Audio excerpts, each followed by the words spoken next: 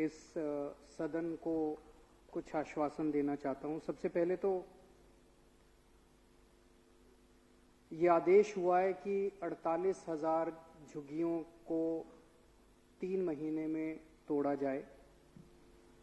मेरा अपना ये मानना है कि ये महामारी का दौर चल रहा है और इस महामारी के दौर में 48,000 झुग्गियों को तोड़ना सही नहीं होगा। जब तक कोरोना ठीक नहीं हो जाता तब तक इस दिशा में कोई कदम नहीं उठाना चाहिए, नहीं तो कहीं ऐसा ना हो कि यही इलाके कोरोना के हॉटस्पॉट्स बन जाएं और केवल वहीं नहीं वहां से कहीं कोरोना बाकी दिल्ली के हिस्सों में भी ना फैलने लगे। दूसरा, जब भी इनकी झुग्गियों को हटाया जाता है, झुग्गी हटाने के पहले इनको पक्का मकान मिलना चाहिए। ये सभी कानूनों के अंदर लिखा हुआ है।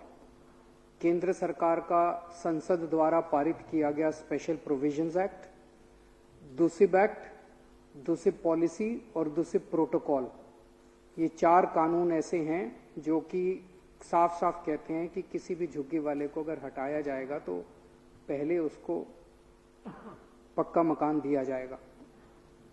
तीसरी चीज, जो भी पक्का मकान मिले वो वहीं होना चाहिए, जो जहां झुग्गी वहां मकान जो है, अंग्रेजी में उसको इन सीटू रिहैबिलिटेशन कहते हैं। और ये इन सीटू रिहैबिलिटेशन हमारी सरकार ने आने के बाद दूसिब पॉलिसी बनाई है और दूसिब पॉलिसी में ये हमने उनको अधिकार दे दिया है।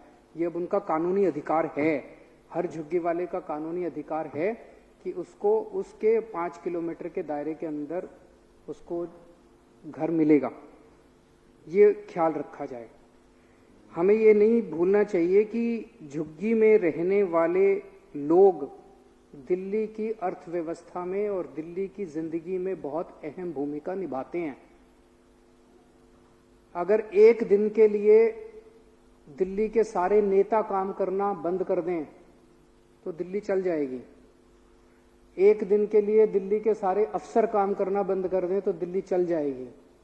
लेकिन अगर एक दिन के लिए दिल्ली के सारे झुग्गी वाले काम करना बंद कर दें तो दिल्ली बंद हो जाएगी, दिल्ली चल नहीं सकती। सो हमें उनकी जो भूमिका है उसको गौर करना चाहिए। आज उनकी ये स्थिति इसलिए हुई क्योंकि 70 साल के अंदर जो विभिन्न पार्टियों की सरकारें आई, उन्होंने दिल्ली की प्लानिंग ठीक से नहीं की, और या फिर जिन एजेंसीज को प्लानिंग करनी थी, गरीबों के लिए घर बनाने थे, गरीबों के लिए अगर हमारे इलाके में दूध वाला आएगा, सब्जी वाला आएगा, अखबार वाला आएगा, आया आएगी, नौकर आएंगे, ड्राइवर आएगा, तो वो कहाँ रहेंगे? उनके रहने के लिए अलग अलग एजेंसीज ने 70 साल में घर नहीं बनाए और जिसकी वजह से पूरी दिल्ली के अंदर झुग्गियां फैलती गई। तो ये इनका अधिकार है। पहली चीज कि झुग्गी तोड़ने के पहले उनको पक्का मकान दिया जाए, ये अलग अलग कानूनों में है, और जहां झुग्गी है उसके 5 किलोमीटर के दायरे के अंदर उनको घर मिलना चाहिए। ये दिल्ली में आम आदमी पार्टी की सरकार ने आने के बाद पॉलिसी के अंदर डाल दिया है। मैं आज इस सदन के माध्यम से सभी उन 48,000 झुग्गी वासियों को आश्वासन देना चाहता हूं कि आपका मकान, जब तक आपका ये भाई, जब तक आपका ये बेटा जिंदा है, आपको हम किसी हालत में उजड़ने नहीं देंगे।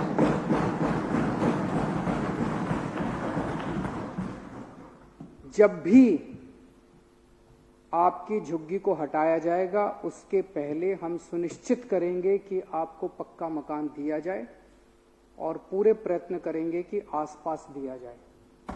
इसके लिए मुझे किसी के पास जाके गिड़गिड़ाना पड़े, चाहे मुझे किसी के जाके पैर पकड़ने पड़े, और चाहे मुझे किसी से लड़ना पड़े, संघर्ष करना पड़े, मैं आपको आपका ये हक दिलवाऊंगा। क्या तो केंद्र सरकार आपको पक्का मकान दे देगी और नहीं तो फिर दिल्ली सरकार आपको पक्का मकान देगी। आज मैं आपको आश्वासन दिल्ली के सभी लोगों को, मुझे बेहद खुशी है। आज केंद्र सरकार ने जो एफिडेविट कोर्ट में जो दिया है, उन्होंने केंद्र सरकार ने कहा है कि दिल्ली सरकार रेलवेज और अर्बन डेवलपमेंट मिनिस्ट्री केंद्र सरकार की, तीनों मिलके अगले 4 हफ्ते के अंदर इसका समाधान निकालेंगे। मैं समझता हूं कि ये भी एक ऐसा मुद्दा है जिस पे राजनीति ना करने की बजाय, क्रेडिट की लड़ाई ना लेने की बजाय सबको मिलके, बिकॉज इसमें ये बहुत बड़ा काम है, बहुत सारे झुग्गी क्लस्टर्स इन्वॉल्व हैं। अगर इसकी पूरी, मैं सोच रहा था कॉम्प्रिहेंसिव प्लानिंग करनी पड़े तो मान लीजिए ये झुग्गी क्लस्टर है, अब इसके आसपास की जमीन ढूंढनी पड़ेगी कि कहाँ है जमीन। वो जमीन दिल्ली सरकार की भी हो सकती है, डीडीए की भी हो सकती है, रेलवे की भी हो सकती है, किसी, सबको साथ आना पड़ेगा। अगर सारे लोग अच्छी फीलिंग से और अच्छी इंटेंशन से साथ आके काम नहीं करेंगे तो ये प्रोजेक्ट कभी भी नहीं हो पाएगा। तो फिर से मेरी यही विनती है कि मुझे खुशी है कि आज जो एफिडेविट दिया गया वो एक पॉजिटिव एफिडेविट है और सब लोग मिलके, केंद्र सरकार और दिल्ली सरकार, इसका समाधान निकालेंगे ताकि हमारे 48,000 गरीब बहन भाइयों को उनका अधिकार मिल सके, उनका घर मिल सके।